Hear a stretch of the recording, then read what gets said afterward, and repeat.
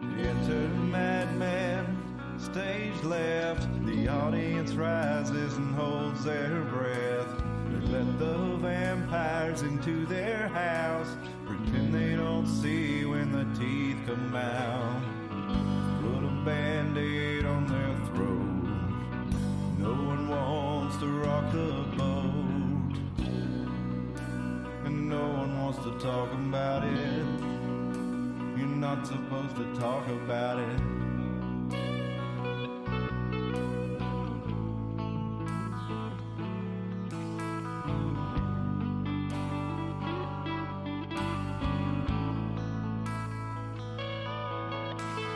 The curtain rises and the players come out. Webs of light spinning from their mouths. Stop looking, listen for a little while.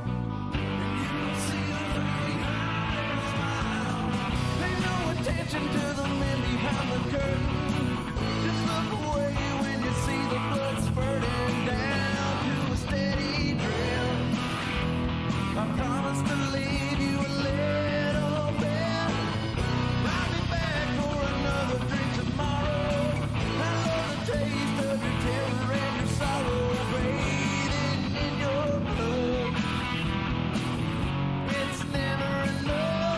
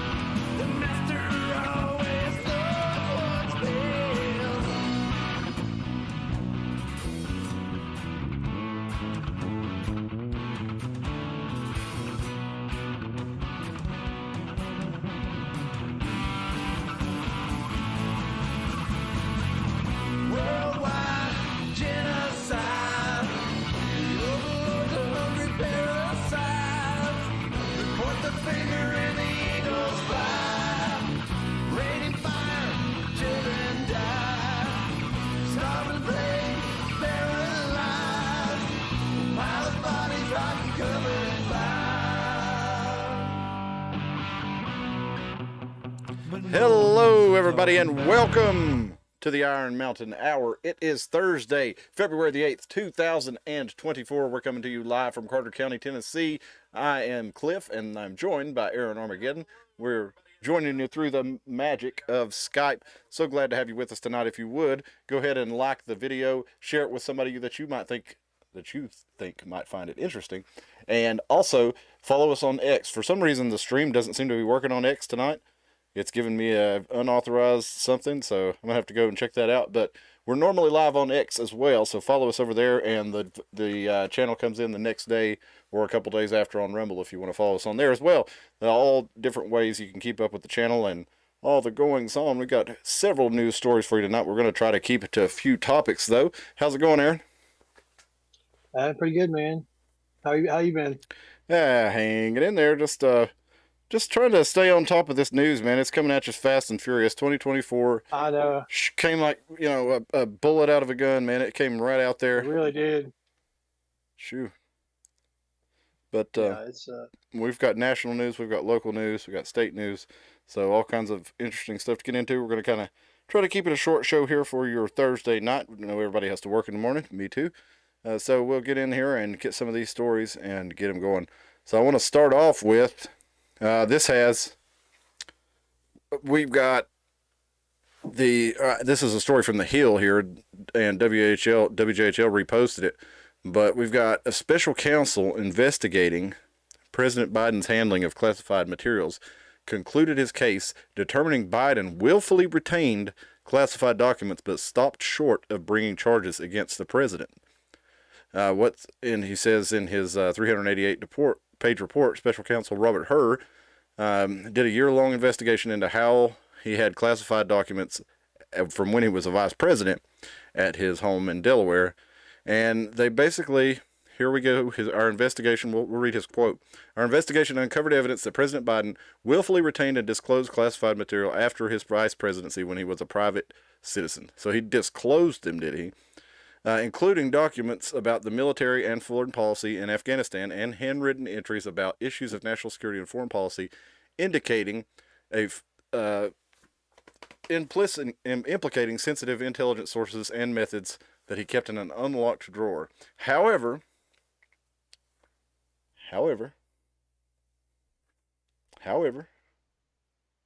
for the reasons summarized below, we conclude that the evidence does not establish Mr. Biden's guilt beyond a reasonable doubt.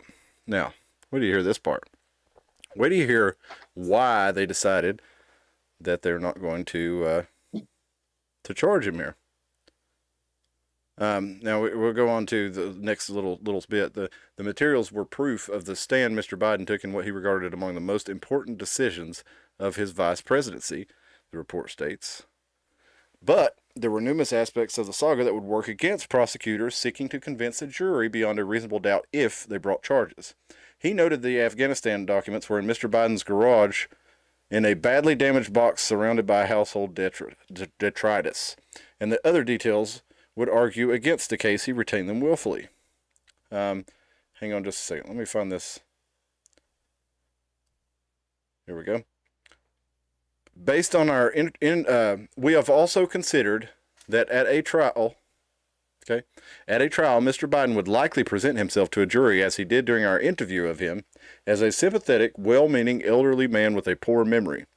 Based on our direct interactions with him and observations of him, he is someone for whom many jurors will want to identify reasonable doubt. It will be difficult to convince a jury that they should convict him, by then a former president well into his 80s, of a serious felony that requires a mental state of willfulness. Now, there's another even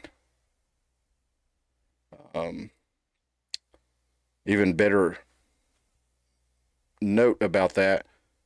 Basically, they said Biden is too demented to stand trial. Basically, is what they said in not so blunt words. But yeah, there's an excerpt from the document. I don't have to find it here. I thought it was in that article. That was why I shared it with myself. One moment, I'll find it for you. But yeah, Aaron, did you see any of that? Yeah, and imagine if Trump had done something like that. I mean, they're having to fish so hard. If there's anything on that guy, they would have already got it by now. But it's just like, for me, it's the hypocrisy. It's just very tacky and like immature, and just the way they go about things. It's okay for thee, but okay for me, but not for thee, kind of deal. And they're just blatant about it. That's the thing, and it's just one-sided, and it's dangerous. It's truly dangerous. Just to weaponize our federal agencies and use them as political stormtroopers, and that's basically what they're doing. It's not, that is what they're doing, Yeah. Here, I got this quote from the report here. It shows Mr. Biden didn't remember when he stopped. He didn't remember when he stopped being vice president. He did not remember even within several years when his son Beau died, and his memory appeared hazy when describing the Afghanistan debate that was once so important to him. And showed how he said he had a different opinion with a general whom he had, cited in his Thanksgiving memo to President Obama. So apparently he liked the guy at the time, but then he didn't. So apparently he's back and forth all over the place, and he can't remember. Either he can't remember, or he wants to pretend that he can't remember what he did when and what he said. So basically, mine's more of a moral issue with Biden. The guy's obviously a creepy pervert. He can't get near a kid without sniffing it. It's just common sense can tell you. Anybody with any kind of like intuition can just look at that guy and be like, this guy's not getting anywhere around my kid. It's just like this. You see people like they'll come near and they'll like pull their kids away. He's just And not only that, but we got to remember his daughter's journal. They found that she was talking about that Joe had done some essayed her Yeah. in the shower, um, and Hunter Biden's laptop had tons of CP on it with him in the video, and the people in the video are clearly minors. Yep. I mean, it kind of makes me think that rumored video about Hillary Clinton, like, might not even be real, because if it was, it would probably be everywhere for everybody to see, and nobody would do anything about it, just like the Hunter Biden stuff.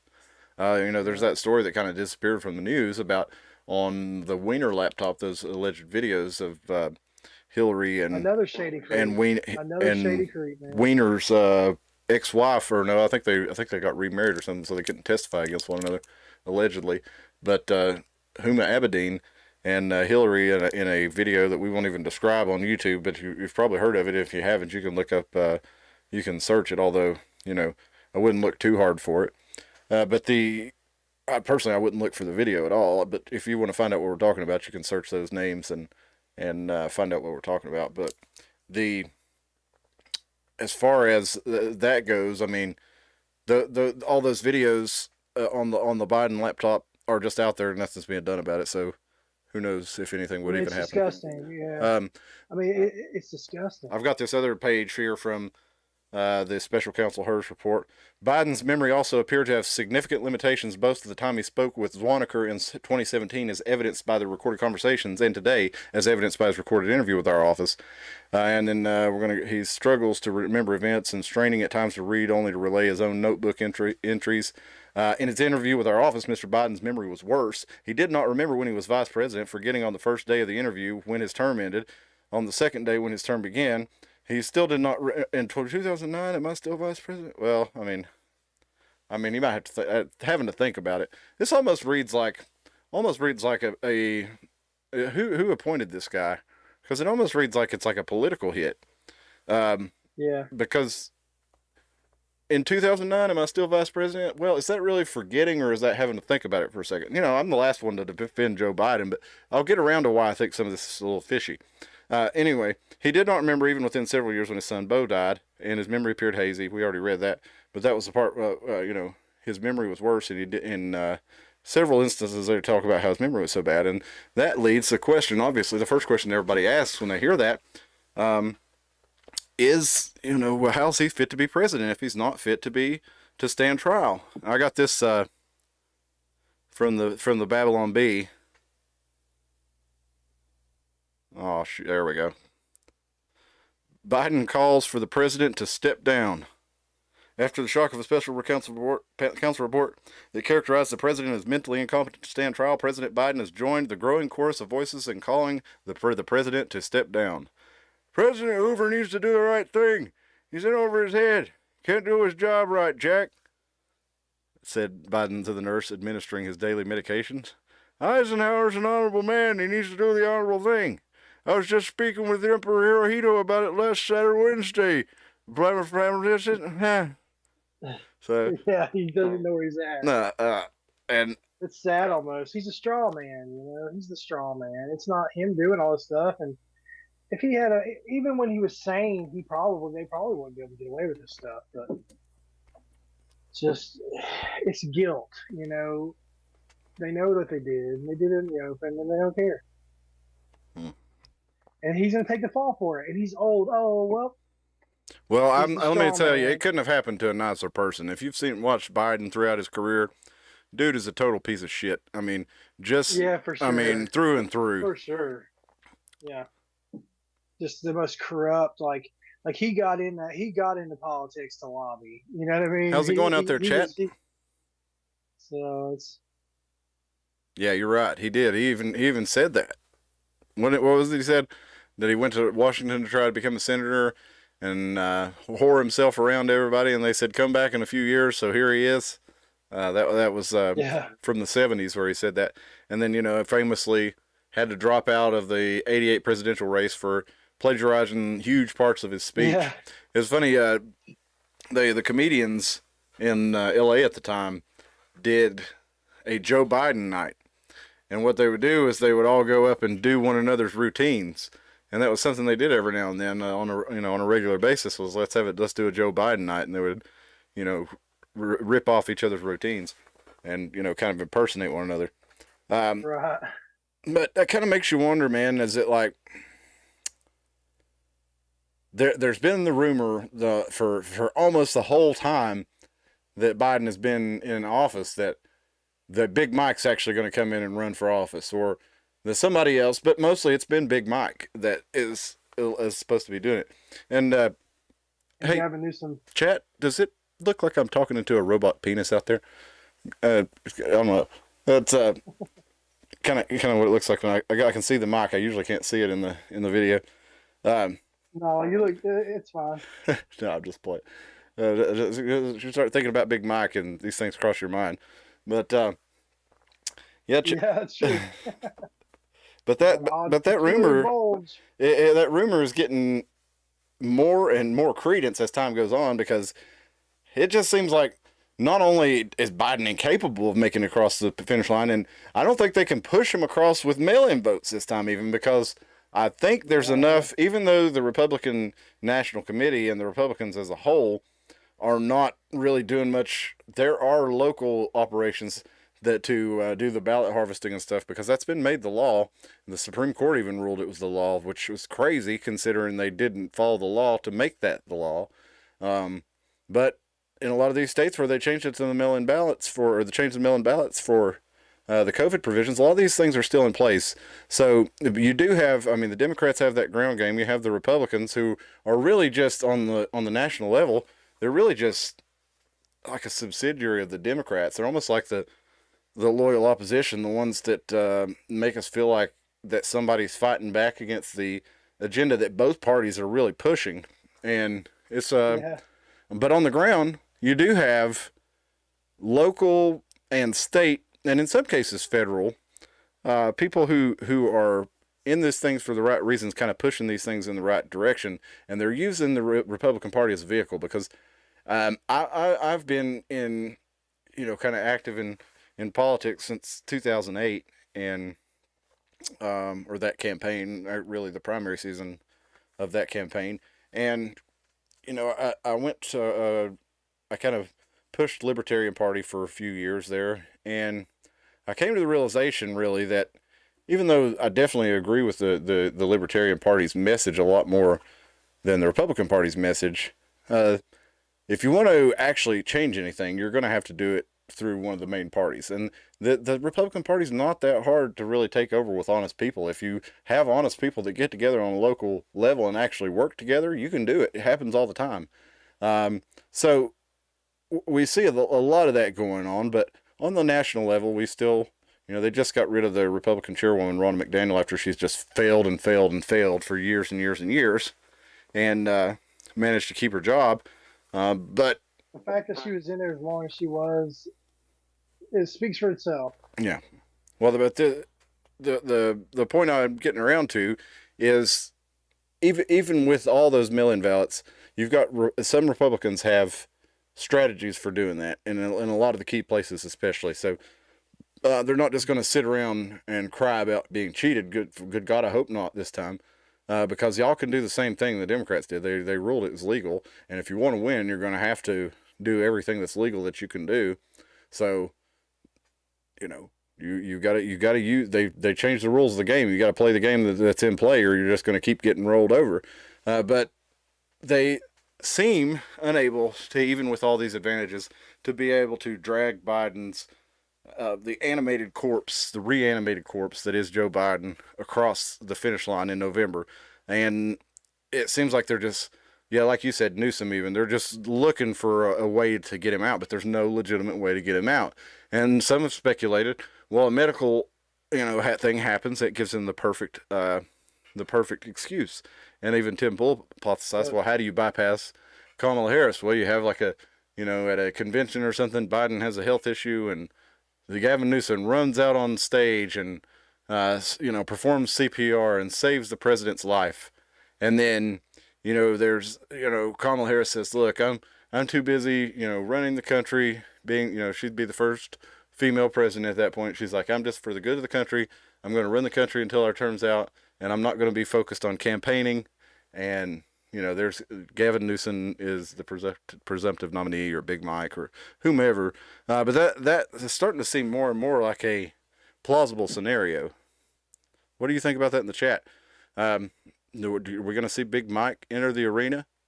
Are we going to see Gavin Newsom, Christian Bale, Patrick Bateman come into the arena there?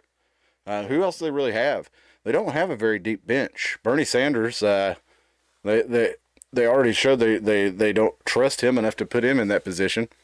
They screwed him over a couple times, and he took it and went on. So Bernie's an establishment guy. He can talk however he wants, and a lot of people thought he wasn't an establishment guy, but I'm sorry, when you fold that time, I mean, you're Bernie, you're 80 fucking years old. If now's not the time, I mean, how long are you going to, keep this strategy on? It's time to do it. Okay. So, you let them screw you over once in 2016 for Hillary, and you stepped aside and didn't do anything. And then 2020, you let them do it for Biden. Like, do you think it's going to be your turn next, Bernie? No. They just needed you to turn enough of your vote, which, over to, just not voting Trump. So I guess they did that, even if it was a small percentage. But either way, I mean, does it even matter? And that's something that came up in the interview with Putin and Tucker Carlson tonight. Does it even matter who is the president? How is the president the one calling the shots on this? And Putin, very diplomatically, I mean, it's kind of weird to describe, because he would say things like he directly blamed the United States for the Nord Stream pipeline attack, but he wasn't. I'm not going to get into the specifics. I'm not going to give evidence. So he'd say, "Oh well, I told Biden this, and you can check with him if I said that." And they said, "Well, Biden say, well, I'm not going to get into that. You can ask him." And it's kind of like, is that that interview honorable was or pretty intense? Yeah. With that interview, there was some things that kind of get lost in translation, because Putin had his thing in his ear and he was like translating everything. But I thought something I thought was slick about that whole interview with Putin was as far as Putin goes, was he asked Tucker at the beginning, he said, "Do you want the TV show or do you want a real conversation?" Yeah, and he said, "Yeah, let's have the conversation." Then he asked him that again, but it was, I don't know, it made me question Tucker Carlson, honestly, the whole interview, because the things he was asking. I felt like it was a performance to a degree from both of them. I was very interested in it, and I found it intriguing. Again, I haven't finished it. I lack about 30 minutes of finishing it. So there may be some things that I'm about to watching. So there may be some things that I'm about to say that may be addressed in the final 30 minutes of it, but I feel like when I was watching it, I said, okay, this is a great interview, and I find it, I'm learning a lot from it. I don't know if I'd say it's a great interview. It's a good interview.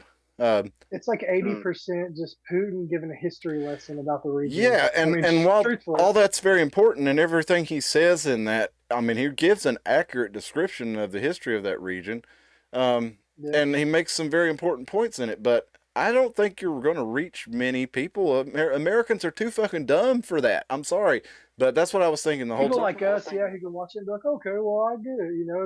It's a culture thing, even.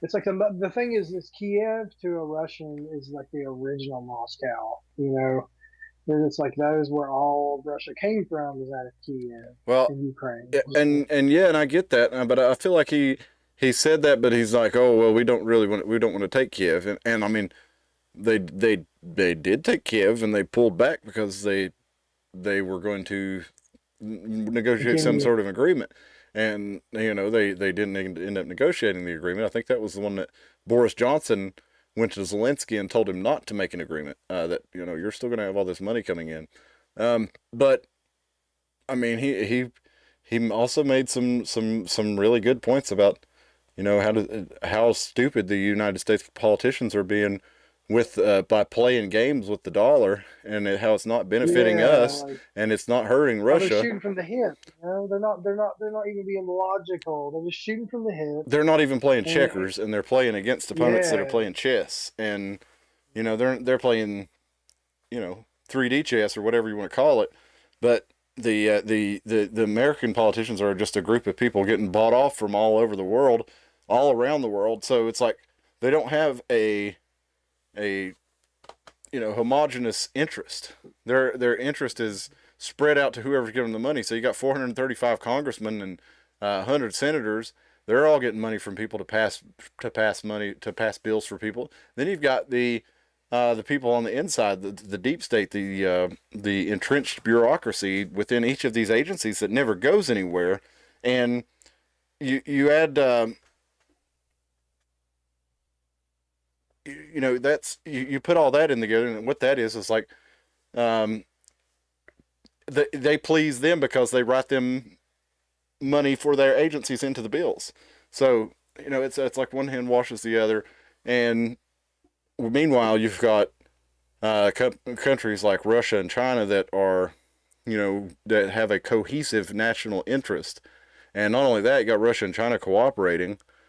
You've got all the BRICS nations that they're setting up their own oil market. They're trading in lots of. I mean, they're. I think Putin said, and we'll just take his number for granted. It could or could not be accurate, but I'd say it's probably pretty close, or he wouldn't have gone on international interview and said it. But he said 30 only. They're down to 30% of their currency exchange being in dollars. So they just moved on to using rubles and yuan. So, yep. so those sanctions where they cut them off from the banking system, where they cut them off from the dollar, they did nothing except limit the reach of our dollar and limit the impact of our dollar. And people saw how they just keep printing the money. They just keep printing money. And then they opened up another market for, outside of the United States dollar.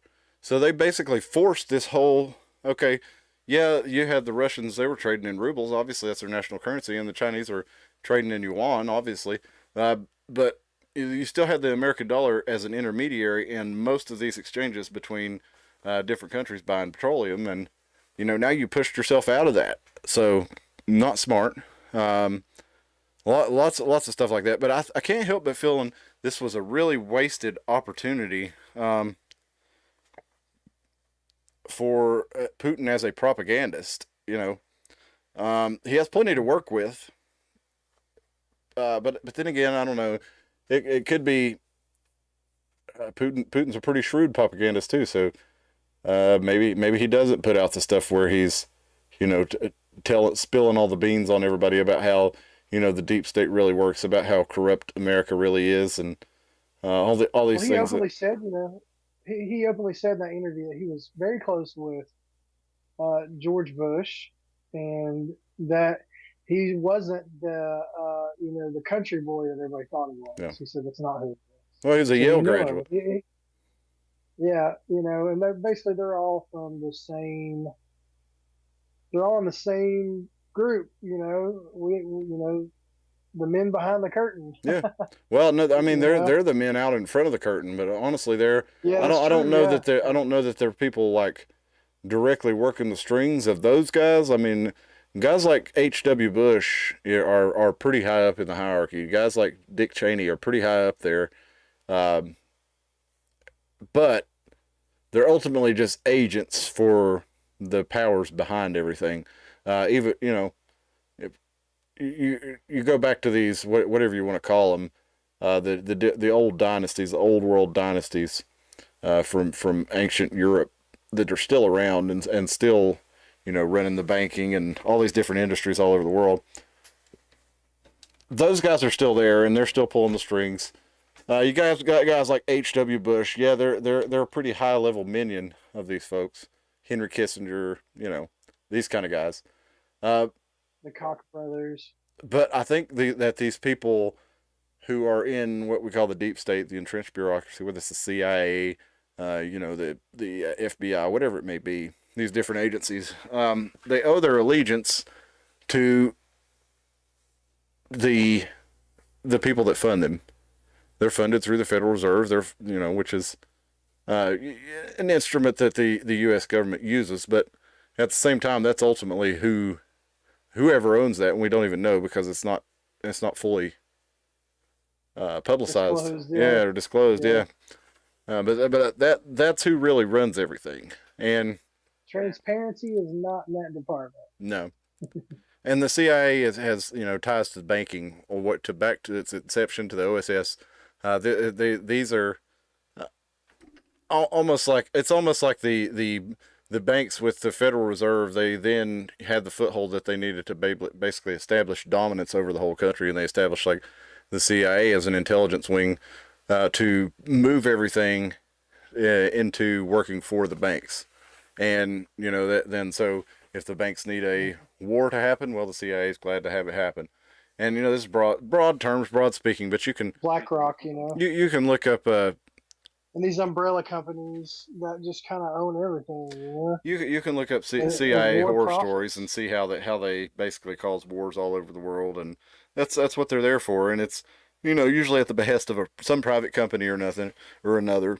You think back to like Klaus Schwab says, they penetrate the cabinets, and if they can't penetrate the cabinets, then they have a regime change. Yep. They go in and they do what they did here. They'll bust people in who are just like crackheads, or they're just street people, or they need money, and they'll pay them to hold signs and do this and that. And they kind of create this propaganda and this narrative division. It's all, honestly, those people probably learn from us. They learn from the best. Basically, what we've been doing everywhere else has made its way to our shores. Yeah, I'm afraid you're right. Yep. But I thought the Putin interview was very interesting. I enjoyed watching it. He seemed tired. You could tell this war has really stressed him out, and I feel like Putin is. I want to say he has honor.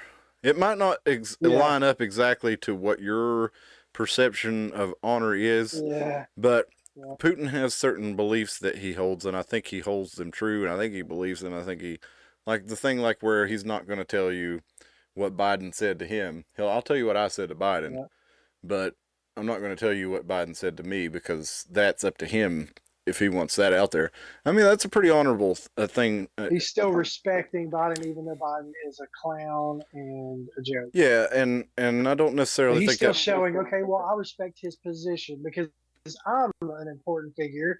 And you know what I'm saying? I think it's kind of like you said, it was an honorable and humble. It doesn't mean Putin's a good guy. I mean, I don't know. Exactly. I honestly, You said a lot of people clipped for sure. Yeah, I mean, I think Putin says a lot of things that sound, I think he has a lot of people pushing out the things that he says that sound good to kind of make him sound good to right wing America. Yeah, I mean, that's what he does. He's KGB, SFB. And rose. Yeah, he's a badass security guy, man. You're right. KGB. That's what he started. He rose from intelligence services to be the president. Yeah. So that shows you right there. I mean, that's what George H.W. Bush did, right? So he could be kind of considered like a George H.W. Bush for the Russian people. And while he went to the World Global Leaders Foundation or whatever. Putin was part of that, And he even alluded to something like the World Economic Forum tonight, saying, well, look, these people all see the downfall of America. And it's not because they're anti-American or anything. It's just because they're, disinterested bodies that are looking for a way to kind of look at all the nation states and how to form this cohesive, cooperative agreement over the planet. So he kind of sounded like he was in favor of something like a World Economic Forum plans that they were talking. So I don't know. Yeah, I got the vibe too. But he seems like a Biden. He's just more. He's still cognitive. He still has cognition. Yeah. You know what I mean? He's like a puppet like Biden, but he can just talk and doesn't forget where he's at, and he doesn't shit in his pants on live TV. Well, I feel like he's very intelligent, and I feel like super intelligent. That guy is like predatorial level, and you don't get into position that he is without being that way. And what it is, he got in there, dude. He clipped a lot of people, man. to get his way to the top. Anyone that got in his way will perish, and did perish, and that's just that he. It's impressive, to be honest, but compared to other historical figures who have kind of done what he's done, he's not really been as bad as like Stalin or No, he's a Boy Mao. Scout compared to those guys. But Yeah, yeah. at the same time, we realize who we're dealing with here. We realize that this guy. I just feel like he didn't really make a very good case for the American people. I'm sure he knows how dumb most of them are.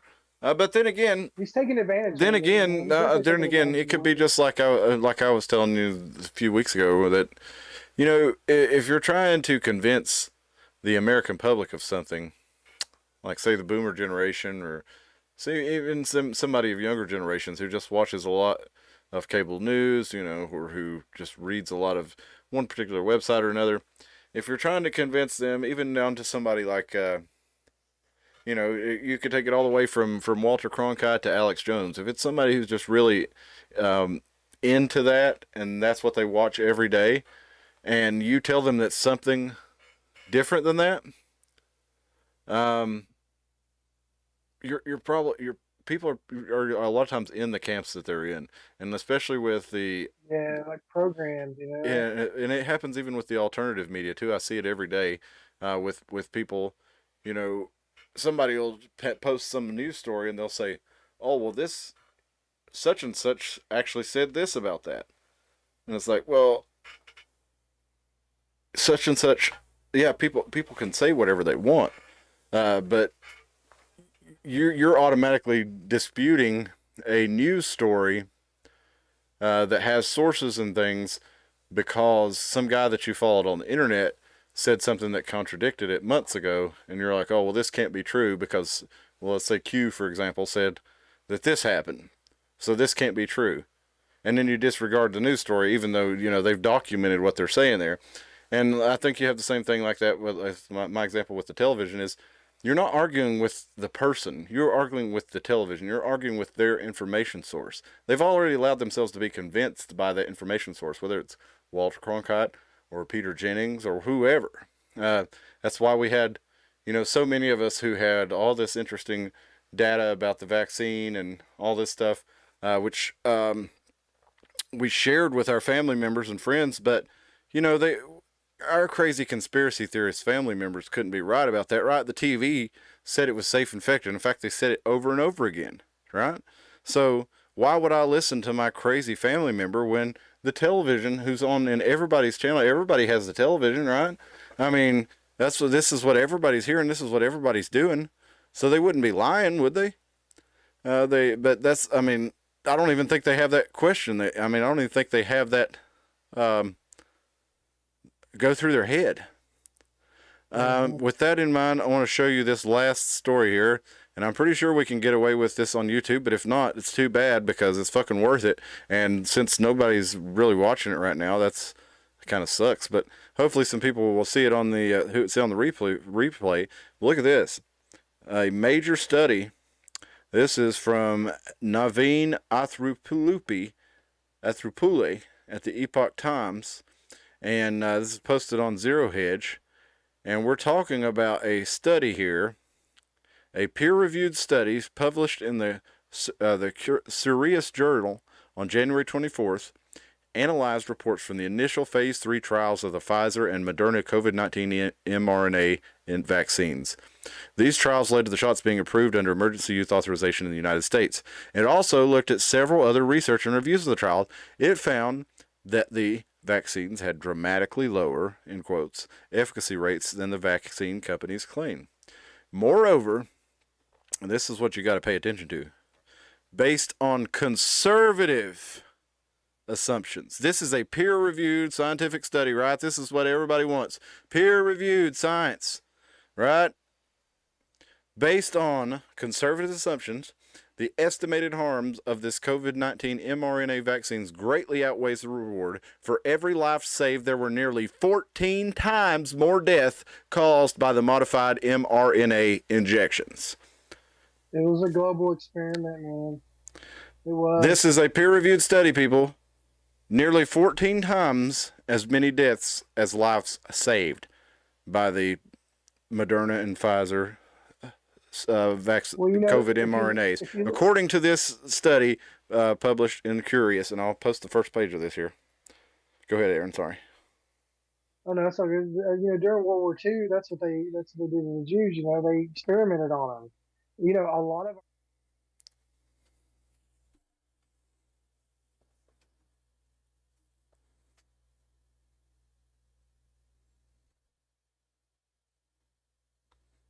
Yeah, it was a lot more than the Jews. Poles and Russians were probably Russians. I mean, who knows how many Russians and Poles? I mean, they say like 6 million Poles they experimented on. The Japanese were doing all kinds of crazy stuff too. I mean, crazy. You don't even hear about the Japanese. In that, what is it, Unit 731? They did all those, I mean, wild experiments to see, like, oh, how long can you hold a guy's freezing arm out in the rain before, it shatters, or his freezing arm out in liquid nitrogen before it shatters. I don't know why I said rain. Um, but yeah, man, it's pretty wild. I don't know how we allow ourselves to be. We're badgered to death, with one thing, and act like we did it when the whole world was doing it at the time. And we're here saying these fucking people were crazy, and you're like, yeah, you're wanting to be just like them. But anyway, man, I'm gonna end it with that tonight. But that's just the icing on the cake on the conspiracy theorists were right. I mean, you hate to be right. God bless America. You hate to be right. I've said the whole time I don't want to be right about this, but shit. I mean, Yep. Yeah. I don't really trust things. I never really have, and I got a bad feeling about it. But look at the Tuskegee experiments. And, the weird thing is for me is just the left, how on board, like they just gimped up and they bent over and they just totally, or some people lost their minds over the masks, man. I mean, they would try to fight you or attack you, yell at you. People are still bitter. I've not had a Facebook in years. I really haven't. They threw me off there. But when I was on there, I had a lot of. I upset some people, some things I've done. I'm not even had a Facebook back for what, a week now, and I already had a horror, like this guy. He apparently he's like a professor at ETSU. I'm not going to say his name, but he sent me a message on there that was telling me to go F myself and all this stuff. And I was like, I don't even know this guy. And I got to looking at his Facebook, and he was just like really big Biden supporter, from before. And it's just like, man, people hold a grudge. But like you said, there's certain things it's like they let people program their brain. They don't think for themselves. They do like you said, what the TV tells them. Well, and it's like you said, a computer program. Right wing talking point equals Hitler equals attack. And yeah. that's it. And there's no listening to it. And like I said, there's really no point. The best way is ask people questions when they start telling you some of this. You know as well as I do, I'm not even like really a right wing person. I'm more like you. I'm more like a libertarian. I think common sense lies in the middle, and that's why I wish we could do something with the Libertarian Party. But like you said, you're not going to be able to do anything unless like some kind of event happens or there's some kind of momentum that gets behind it, a movement. And they tried stuff to grow it, like they put Gary Johnson in, and like, dude, Gary Johnson's not a libertarian. He's like a populist liberal. I mean, he holds some libertarian positions, but not very many. And then you had that Joe Jorgensen lady that was, I'm sure she's a nice lady, but she's running for president for the Libertarians during 2020 and puts out stuff like, at these times, it's not enough to be, not racist. We have to be actively anti-racist, and that's really not the message. To kind of unite people or in that circle.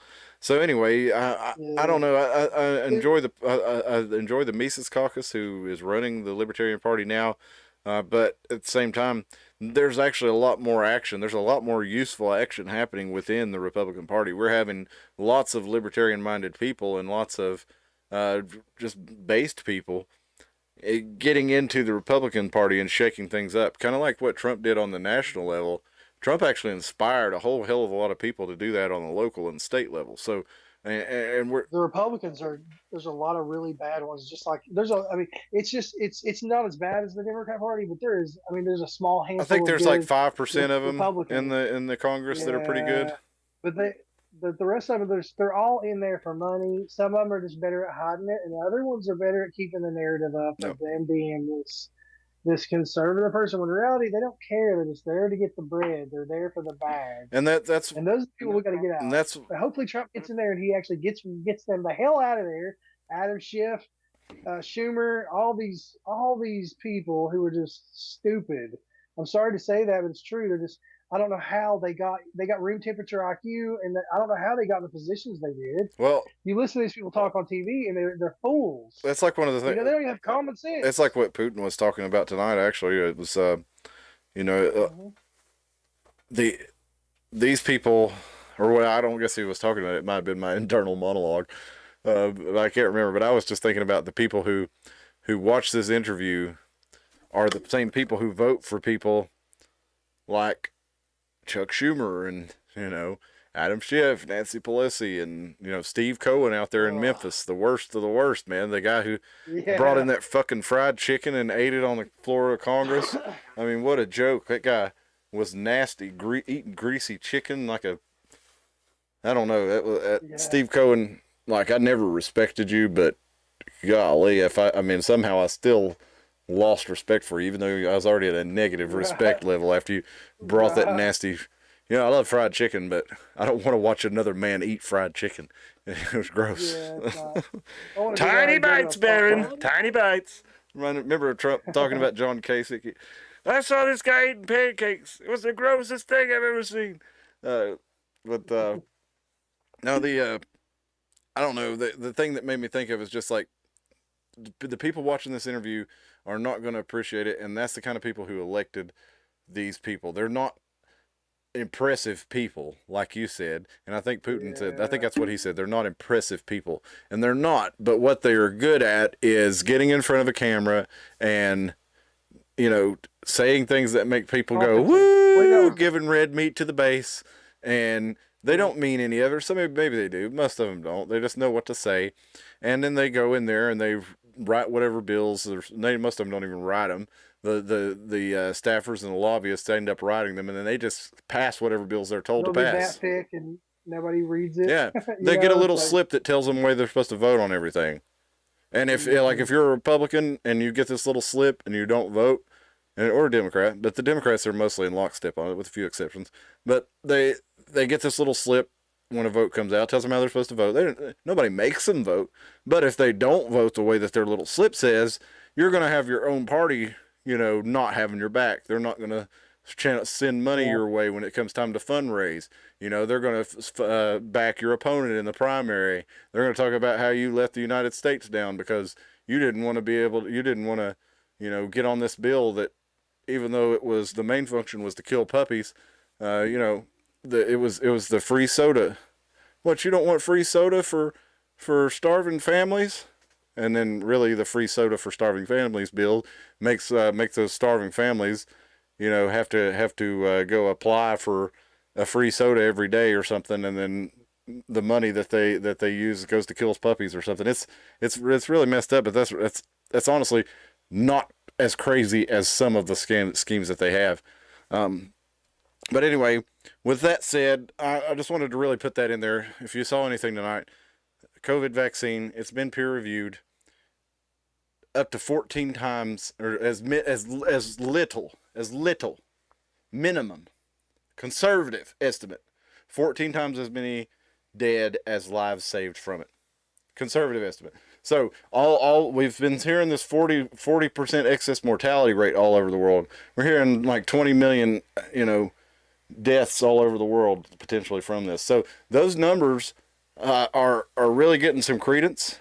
This really adds to that. So I mean, if it's not that I revel in the fact that we told you all this was going to happen. We showed you. I mean, there was evidence. There were doctors out there saying it. They were being stifled, but they were saying it, and you could see the evidence that it was going to happen, that it was happening. Dr. Stella Emanuel, she was a good one. And Simone Gold, and there was a whole bunch of them. They attacked any of them that said anything other than what was going on. Zeb Zelenko. Zeb Zelenko, who he died recently. Actually. Yeah, he died of cancer. But there were all kinds of doctors that were out there saying this, that were willing to put their careers on the line, and a lot of them, lost the ability to even practice for saying some of this stuff. And so, but the doctors on the TV though, the doctors on the TV said to do it. Now, the thing that I want you to do is not to say, "Yay, we were right," but remember we were talking about. Ask people questions when they present you these these arguments with obvious holes in them. Instead of driving a bus through that hole in the argument, which is easy to do, ask them a question about it. Pick it apart. Yeah, show them. Let them take their own argument apart. That's the only way. And that's only if you got somebody that you can possibly get through to.